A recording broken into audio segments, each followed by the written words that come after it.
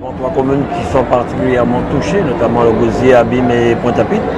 D'autres communes moindres, mais nous avons pris des mesures très vite pour pouvoir apporter notre soutien aux familles guadeloupéennes. Je sais que les élus sont sur le terrain. Nous avons même eu une cellule de crise de manière à trouver des solutions avec l'État, de manière à pallier à ces problèmes et à accompagner ces familles et c'est aussi chefs d'entreprise qui ont été vraiment touchés par ces intempéries.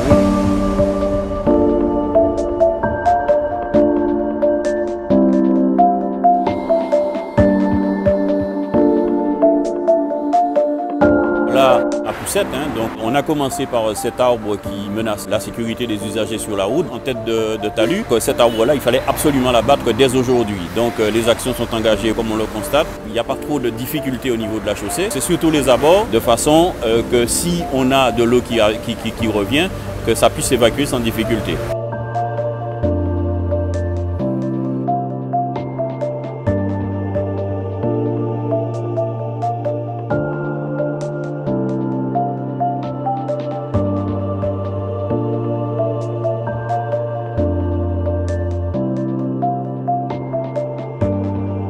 Les dégâts sont lourds, tous les acteurs concernés sont ici pour voir ensemble ce qui s'est passé, les EPCI ou encore la ville des Abîmes, la ville de Pointe-à-Pitre, mais aussi la région, le département. Nous allons nous mettre ensemble afin d'évaluer et voir un peu ce qu'on peut faire. Proposition, il faudra faire aussi à l'État dans le cadre du PAPI et voir un peu ce qu'on peut faire dans le cadre de nos compétences respectives.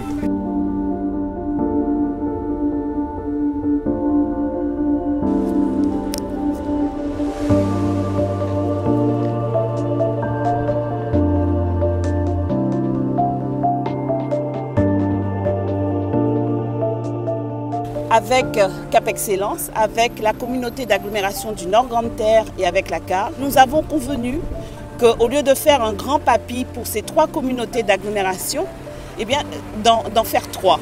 Pourquoi? Parce que chaque territoire a des spécificités.